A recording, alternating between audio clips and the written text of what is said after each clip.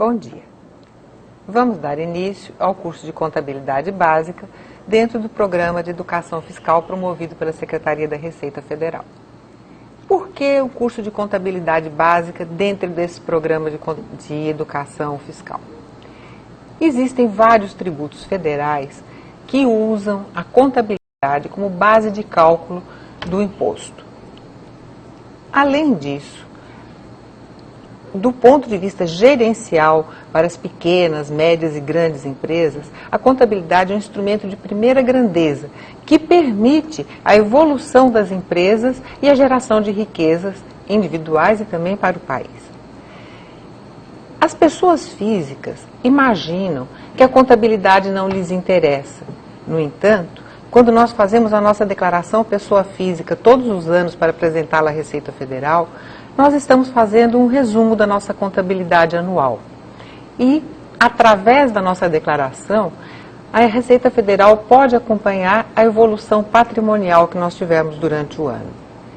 E o patrimônio é o verdadeiro objeto da contabilidade. Vamos, então, inicialmente, entender o que vem a ser o patrimônio. Vamos olhar a imagem e vamos verificar o que é o patrimônio. Todos nós temos bens. O primeiro item componente do nosso patrimônio são os bens. Por mínimos que eles sejam, nossos objetos, nossas roupas, nossos móveis, nossos veículos, fazem parte do nosso patrimônio. Existem também alguns bens que são representados por papéis e que são chamados direitos. Por exemplo, o nosso dinheiro depositado no banco é um direito que nós temos sobre o banco e que podemos exercê-lo a qualquer momento através da emissão de um cheque. Então, bens e direitos compõem uma parte do nosso patrimônio. Mas não estaria completo o nosso patrimônio se nós não reconhecêssemos que nós também temos obrigações. Obrigações no sentido de dívidas que oneram o nosso patrimônio. Por exemplo, se nós temos um apartamento adquirido pelo sistema financeiro e do qual apenas parte foi quitada, nós podemos dizer, eu tenho um imóvel que vale 100 mil reais, dos quais eu já paguei 20, mas que falta pagar ainda 80. Se nós não levássemos em conta nossas obrigações, nós teríamos incluído no nosso patrimônio apenas um apartamento de 100 mil reais, omitindo que parte desse patrimônio, na verdade, ainda não é nosso. Esse conjunto de bens, direitos e obrigações é exatamente o patrimônio da pessoa física. Quem já fez a sua declaração de imposto de renda pessoa física sabe que nós informamos ano a ano os bens e direitos que nós tínhamos e os bens e direitos que nós temos agora. As obrigações que nós tínhamos no ano anterior, as obrigações que nós temos agora. E essa evolução patrimonial, o acréscimo patrimonial que veio através da renda, é exatamente o fato gerador do imposto de renda das pessoas físicas. Mas a contabilidade, ela existe à disposição das pessoas físicas, mas não obrigatoriamente para as pessoas físicas. A contabilidade é obrigatória para as pessoas jurídicas. Todas as sociedades são obrigadas a manter a sua contabilidade, não para fins fiscais, mas para fins comerciais. Vamos ver então o que seria o patrimônio da pessoa jurídica. Assim como as pessoas físicas, as empresas têm bens, mercadorias, máquinas, equipamentos, veículos. Têm direitos. Quando as empresas vendem a prazo, elas ficam com direitos a receber. Elas também fazem financiamentos, concedem financiamentos e, assim, os direitos das pessoas jurídicas são bastante amplos.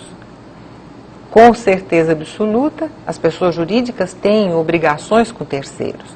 Quando elas compram a prazo, elas devem aos seus fornecedores. Quando elas pedem um empréstimo bancário, quando elas atrasam os pagamentos aos seus empregados, aos impostos, elas ficam com obrigações de pagar. Além dos bens, direitos e obrigações em comum com as pessoas físicas, as pessoas jurídicas recebem investimento dos seus sócios, que recebem o nome de capital. E os sócios investem na empresa com a intenção de obter resultados.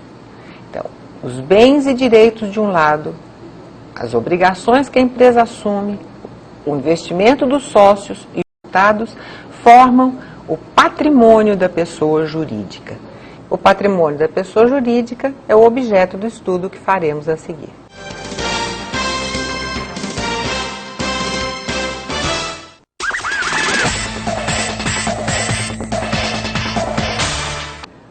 O patrimônio da pessoa jurídica, como nós já vimos, é composto então de bens, direitos, obrigações, investimento dos sócios, que é chamado de capital, e dos resultados. Vamos dar uma olhada nesse patrimônio. A contabilidade costuma dividir esse patrimônio e esquematizá-lo demonstrando em dois retângulos, o retângulo da esquerda e o retângulo da direita. No retângulo da esquerda, a contabilidade vai relacionar todos os bens e direitos da empresa. No retângulo da esquerda, ele vai ser subdividido em dois. Na parte superior, a contabilidade vai esquematizar o passivo da empresa. E na parte inferior, o patrimônio líquido. O que vem a ser esses três subconjuntos que formam o conjunto do patrimônio da empresa. Inicialmente, o que é chamado de ativo. Ativo é o conjunto formado por todos os bens e direitos de uma empresa. Então, revisando o conceito, ativo é o conjunto de todos os bens e direitos de uma empresa. O passivo, que é a parte superior do lado direito do patrimônio, ele contém todas as obrigações da empresa para com terceiros. Tudo o que ela deve fica relacionado nessa parte superior do retângulo direito. A parte inferior é exatamente aquela que contém os elementos típicos do patrimônio de uma pessoa jurídica. Ela contém o investimento dos sócios e os resultados obtidos pela empresa. Então, vamos revisar o conceito dos componentes do patrimônio. O ativo, que é o conjunto de bens e direitos. O passivo, que é o conjunto das obrigações. E o patrimônio líquido, o conjunto formado pelo investimento dos sócios e pelos resultados obtidos pela empresa. Se nós observarmos com atenção este formato, nós vamos observar o seguinte: nas obrigações, nós temos aqueles terceiros que forneceram recursos para a empresa. E como exemplo, vamos tomar os fornecedores. Quando uma empresa compra mercadorias para revender e as compra a prazo, ela contrai uma dívida com os fornecedores. Nesse momento, o fornecedor foi origem de recursos para a empresa. Da mesma forma, se a empresa fosse buscar recursos num banco para utilizá-los na sua operacionalidade, os financiadores teriam sido origens de recursos novos para a empresa. Então, nós podemos dizer que todas as obrigações da empresa são origens de recursos que ela busca com terceiros. Já no patrimônio líquido, nós temos origens também, mas origens vindas dos sócios ou das próprias atividades da empresa. Se não, vejamos, quando um sócio investe numa empresa, entregando seus recursos para formar o capital da empresa, naquele momento funciona como uma origem de recursos.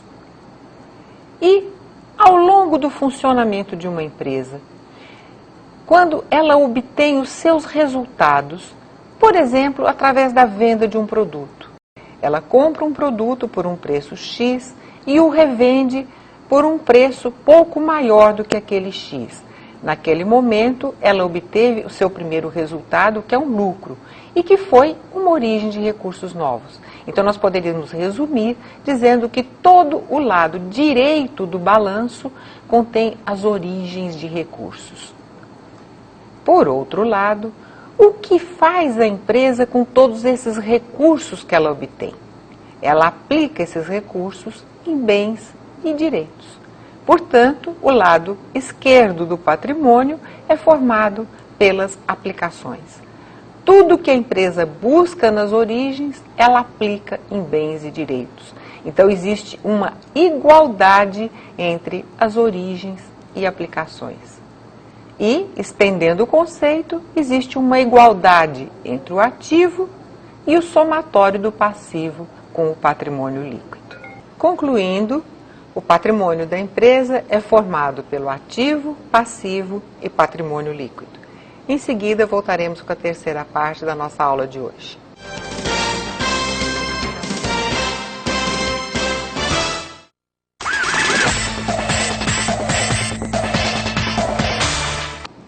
O patrimônio da pessoa jurídica, que nós já conhecemos, é o objeto da contabilidade.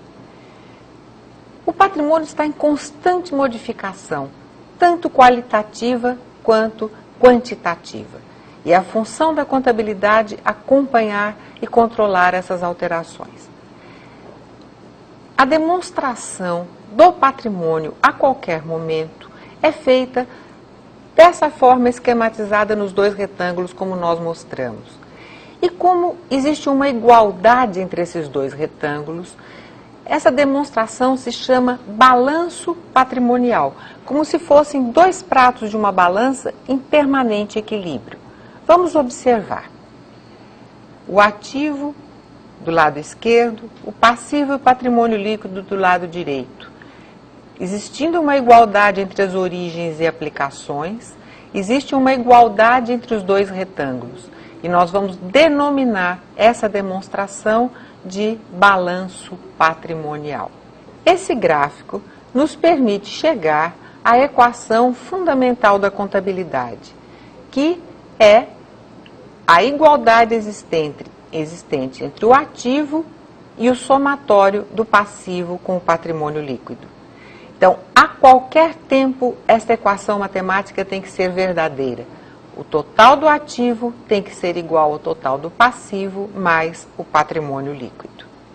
Como é que a contabilidade vai acompanhar as alterações do patrimônio? Vamos fazer aqui o nascimento de uma empresa em que os sócios fizessem um investimento em dinheiro de R$900 mil. Como a contabilidade registraria isso? A empresa passou a ter um ativo, dinheiro no banco, R$900 mil. Ao mesmo tempo, no lado direito, nós vamos anotar no patrimônio líquido que a empresa tem agora um capital de 900. Neste momento, o total do ativo é igual ao total do patrimônio líquido. Num segundo momento, esta empresa usa parte do recurso que ela tem no banco para a aquisição de um veículo. Então, ela passa a ter no seu ativo dois tipos de bens: dinheiro no banco, 100 mil, e veículos, 800, que correspondem ao investimento dos sócios de 900. Continuamos com a igualdade verdadeira, um ativo de 900 e um patrimônio líquido de 900. Num terceiro momento, essa empresa usa recursos de terceiros. Ela compra móveis a prazo e surge a primeira dívida dela. Ela tem agora um título a pagar de R$120 mil. O ativo, nesse momento, subiu, passou a ser de R$1.020.000, assim como o lado direito do patrimônio. Houve, desta vez, não apenas uma mudança de qualidade, mas também uma mudança de quantidade no patrimônio. Em seguida, esta empresa faz uma nova operação. Ela busca um financiamento bancário de R$200 mil. Surge uma nova obrigação e, ao mesmo tempo, aumentam os recursos que ela tem no banco. Mas a igualdade do lado esquerdo e do lado direito permanece idêntica, R$1.220.000 de cada lado. uma nova operação da empresa, desta vez adquirindo material de escritório, parte à vista e parte a prazo. Surge uma pequena obrigação de R$25 mil e surge um novo ativo de 50 mil. Vejam que também houve uma redução no valor do banco, mas a igualdade patrimonial permanece. Como nós observamos, a igualdade patrimonial é uma constante na contabilidade. A qualquer tempo, o ativo é igual ao somatório do passivo com o patrimônio líquido. Amanhã nós vamos ver as subdivisões do balanço patrimonial.